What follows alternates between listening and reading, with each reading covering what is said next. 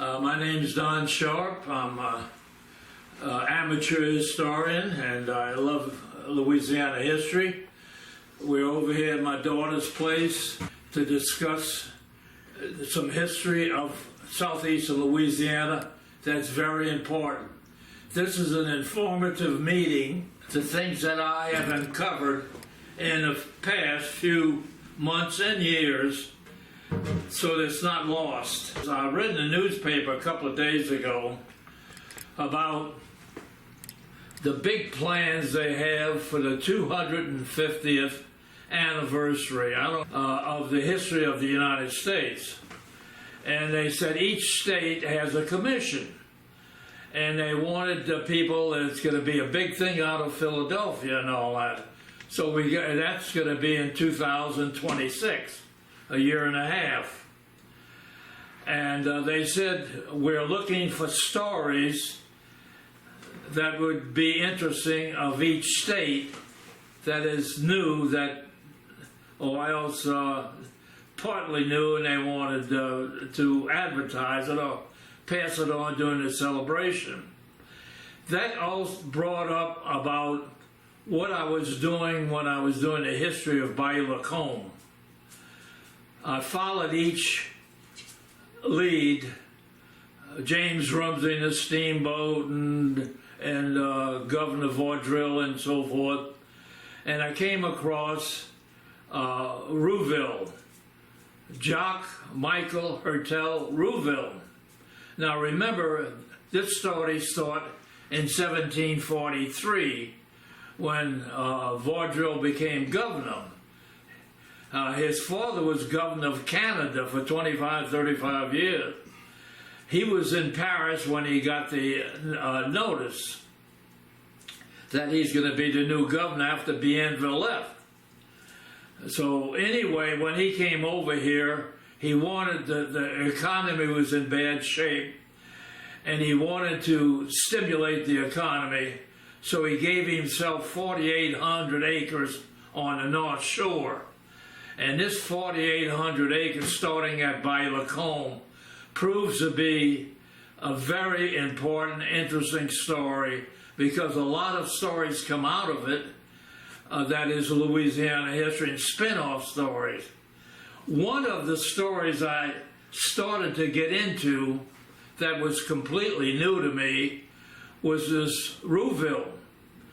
And I was working with a lady in Canada, Anita Campo. She didn't know too much about it, about this guy Rouville. But the family was very famous. They're the ones that kept the colony from going under. They had their Indian tribe friends who were counteracting the Iroquois that the British were enticing to destroy Canada. And they were knocking at Quebec's doors. That's when my ancestor came over, by the way, Siano. But anyway, the British did conquer Canada, the 7 Years' War, and they passed these harsh enactments. They took away the 80,000 people's religion. They took away their civil rights. They took away their minorities' importance, and took away their vote and all that. And they were very upset. This was in the proclamation of 1761. The leaders over in Canada, the British leaders, realized that there's a very, very big problem. That these we only have 3,000 troops in all of Canada. And they wrote back to England and said, look, you better do something or we're going to have big trouble. So the English did a 190-degree turn and did Proclamation 3, which turned out to be the Quebec Act, one of the 5 intolerable acts, the ones that tipped over the colonists and started the war. Now we get into the history of the Revolution 2026 and the 250th anniversary.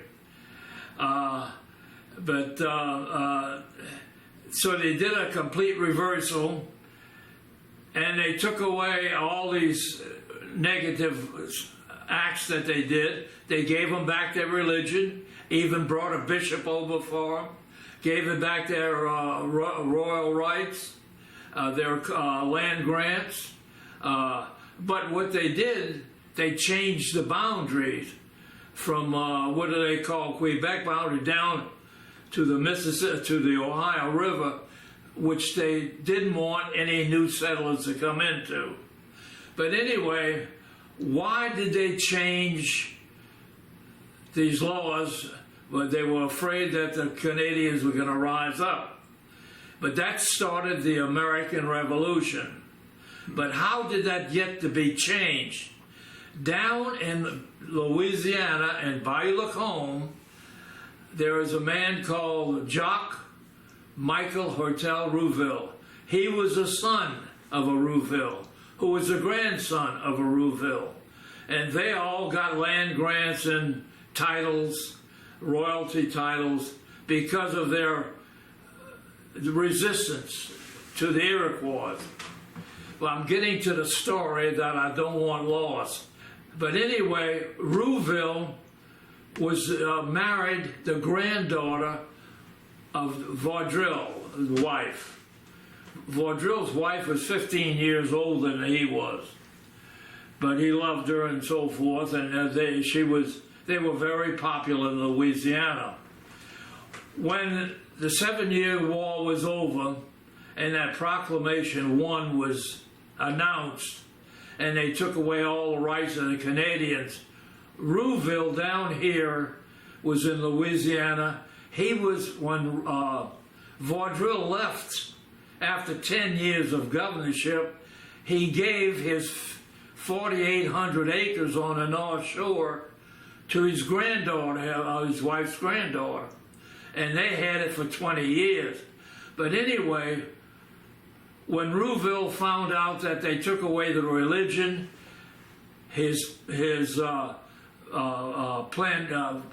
grant near Montreal, and he left his wife in Bayou Lacombe, and he went up to Canada.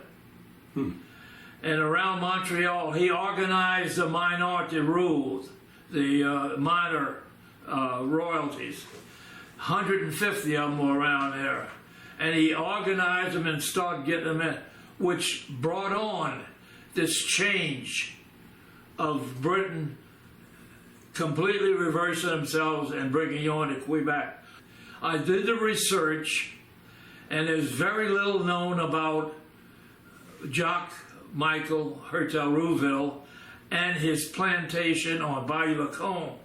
But I did find a book, I got that in my records, of one of their famous historians on the history of Montreal, who took up Rouville, Michael, and mentioned him organizing meetings and everything.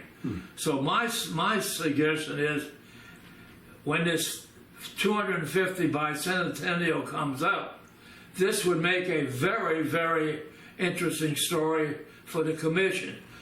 They said that Louisiana had nothing to do with the revolution. That's not true. It's just that the historians never came up with the stories. Because I found so much in Bayou Lacombe. Rouville, someone in a year from now should take up the story and present it to the commission, saying this is an interesting hidden history story of the American Revolution and the beginning of the United States.